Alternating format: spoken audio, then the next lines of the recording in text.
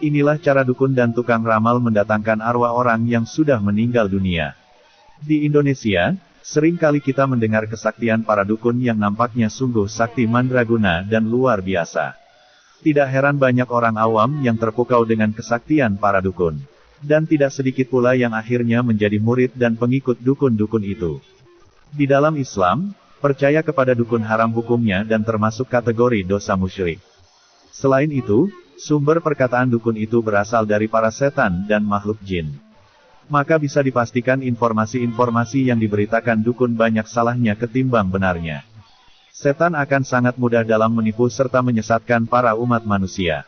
Di antara kesaktian dukun, ada dari mereka yang mengaku bisa mendatangkan malaikat dan membangkitkan roh orang yang sudah meninggal dunia. Padahal dalam ajaran Islam, roh orang yang bertakwa tidak ingin kembali ke dunia, meskipun mereka menguasai dunia dan seluruh isinya. Sedangkan roh orang kafir berada di bawah kekuasaan para malaikat penyiksa.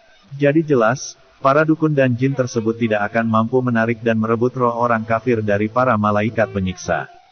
Jadi yang datang ke hadapan mereka sebenarnya tiada lain adalah jin yang dulu mengetahui keadaan orang yang telah meninggal itu dan hidup bersamanya.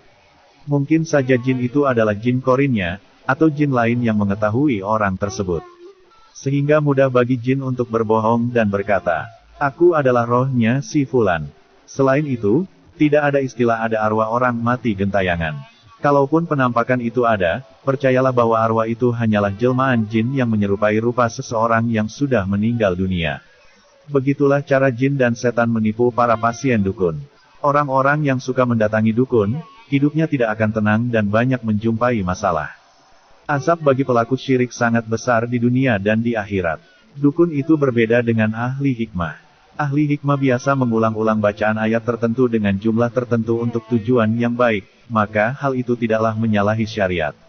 Toh ahli hikmah tidak membawa benda-benda keramat yang dituhankan. Maka, ahli hikmah seperti bisa saja didatangi oleh malaikatur rohmah, atau para malaikat pembawa rahmat disebabkan berkah ayat tersebut. Sedangkan orang yang bertujuan dunia tidak akan didatangi oleh malaikatur rohmah. Dari itulah, marilah kita mendekat kepada para ulama yang sebenarnya. Yaitu para ulama yang betul-betul menjadi pewaris para nabi yang sanad keilmuannya bersambung hingga Rasulullah Shallallahu Alaihi Wasallam. Dengan menimba ilmu dari mereka, kita akan mampu membedakan antara ulama yang sebenarnya dan yang hanya mengaku-ngaku sebagai ulama padahal sejatinya ia hanyalah seorang dukun atau peramal. Kita tidak akan memiliki timbangan syariat tanpa menimba ilmu agama dari para ulama ahlus sunnah yang terpercaya. Setiap kita menghadiri majelis-majelis ilmu agama, maka akan semakin kuat timbangan syariat di tangan kita.